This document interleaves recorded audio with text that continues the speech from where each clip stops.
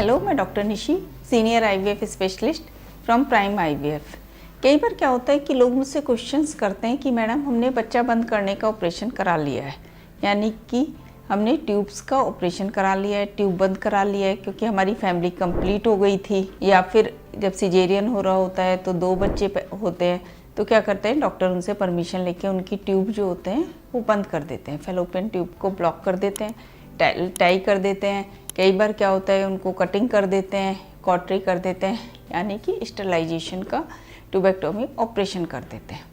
पर कुछ अनहोनी मिसहैपनिंग हो जाती है तो फिर वो कहते हैं कि हमें या तो ट्यूब खुलवानी है या फिर हमें दोबारा बेबी किस तरह से मिल सकता है। तो इसी के बारे में मैं आपसे बात करूँगी। आप जब भी अपना ऑपरेशन करा लेते हैं तो आजकल क्या होता है कि ट्यूब को कट कर देते हैं, तो आपका दोबारा ट्यूब का जुड़ना, दोबारा ट्यूब को वापस से पेटेंसी में लाना बड़ा डिफ़िकल्ट हो जाता है। इससे क्या होता है कि आप कई बार ट्यूब का ऑपरेशन खुलवा भी लेते हैं, अपनी ट्यूब ऑपरेशन भी करा लेते हैं, पर उसके बाद भी आपको सक्सेस नहीं मिलती है।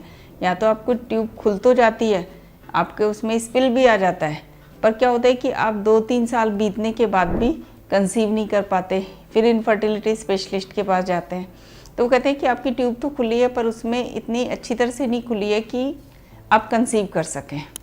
तो इससे बेटर यही है, जब भी आपने स्टरलाइजेशन का ऑपरेशन करा लिया है, बच्चा बंद करने का ऑपरेशन करा लिया है और इसके बाद आप फिर से बच्चा चाहते हैं किसी भी वजह से, तो फिर आपको हमेशा आईवीएफ पे जाना चाहिए। ये मेरी ओपिनियन है।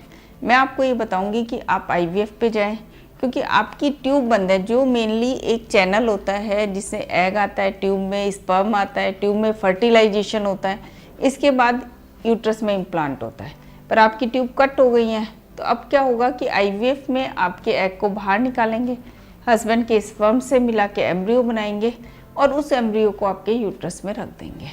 तो आपकी सक्सेस रेट काफ़ी अच्छी रहेगी अगर आप आईवीएफ में जाएंगे। इसी तरह से जो मेल होते हैं उनका भी वास्ट डिफरेंस है, वेसेक्टोमी कर देते हैं। तो क्या होता है कि जो स्पर्म है, आपके सेमिनल फ्लूइड तो आ रहा है पर उसमें स्पर्म नहीं आ रहे होते, तो इनके लिए भी बेस्ट ये है कि हम टीसा करते हैं। उसमें क्या होता है कि हम जो स्पर्म होते हैं वो अंदर से निकालते हैं, जिसको टेस्टिकुलर एस्पिरेशन कहते हैं, और उससे स्पर्म लेके इक्सी के द्वारा हम एम्ब्रियो बनाते हैं जिसकी बहुत अच्छी सक्सेस रेट है, और इसके बाद उन एम्ब्रियो को हम यूट्रस में इम्प्लांट कर देते हैं। तो जब भी आपका स्टरलाइजेशन का ऑपरेशन हो गया है तो आपको अगर बेबी चाहिए तो आपको आईवीएफ में ज़रूर जाना चाहिए, तभी आपको अच्छी सक्सेस रेट के साथ आपका बेबी मिल सकता है। आपको इससे संबंधित कोई भी क्वेश्चन पूछना है तो आप सजेशन बॉक्स में जाके पूछ सकते हैं या फिर मुझे ईमेल कर सकते हैं। धन्यवाद।